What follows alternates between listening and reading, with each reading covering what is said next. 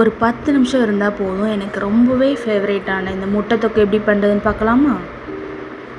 அதுக்கு முதல்ல ஒரு 6 முட்டையை வேக வச்சு எடுத்துக்கோங்க. வேக வச்ச முட்டையை இந்த மாதிரி ரெண்டாக ஸ்லைஸ் பண்ணிக்கோங்க. அதுக்கப்புறம் திருப்பி அதை 2ஆக ஸ்லைஸ் பண்ணி 4ஆக ஸ்லைஸ் பண்ணி எடுத்துக்கோங்க. பார்த்திங்கன்னா நான் வீடியோ காமிச்சிருக்கேன்ல, அது மாதிரி இந்த மாதிரி கட் பண்ணி எடுத்துக்கோங்க. இப்போ கடாயில் எண்ணெய் விட்டுக்கலாம். எண்ணெய் சூடானதும் 1 ஸ்பூன் சீரகம் சேர்த்துக்கலாம். சீரகம் நல்லா பொரியவும் 4 பெரிய வெங்காயத்தை நான் நீள்வாக்கில் கட் பண்ணியிருக்கேன், அதையும் சேர்த்துக்கோங்க. உங்களுக்கு வேணும்னா ஒரு தக்காளி சேர்த்துக்கலாம். டேஸ்ட் ரொம்பவே சூப்பராக இருக்கும். நான் இன்றைக்கி சேர்க்கலை. வெங்காயம் நல்லா வதங்கவும் மசாலாலாம் சேர்த்துக்கலாம். மிளகாய்த்தூள், சீரகத்தூள், மஞ்சள் தூள், மல்லித்தூள் அண்ட் கரம் மசாலா, தேவையான அளவு உப்பு சேர்த்துக்கோங்க. உப்பு சேர்த்துட்டு ஒரு 2 நிமிஷம் நல்லா ஃப்ரை பண்ணிக்கோங்க. அப்புறமா நம்ம கட் பண்ணி வச்சுக்க முட்டையை சேர்த்து மெதுவாக கிளறி விட்டுக்கலாம்.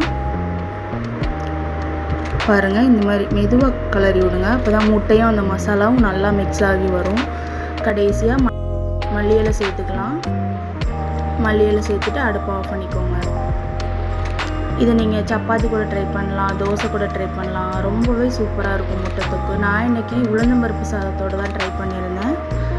நீங்களும் ட்ரை பண்ணி பார்த்துட்டு எப்படி இருக்குன்னு சொல்லுங்கள். உளுந்தம்பருப்பு சாதம் எப்படி பண்ணுறங்கிற வீடியோவை ப்ளே பட்டனில் கொடுத்துருக்கேன், மறக்காமல் செக் பண்ணி பாருங்கள். அண்ட் வீடியோ பிடிச்சிருந்தா சப்ஸ்கிரைப் பண்ணுங்கள், லைக் பண்ணுங்கள்.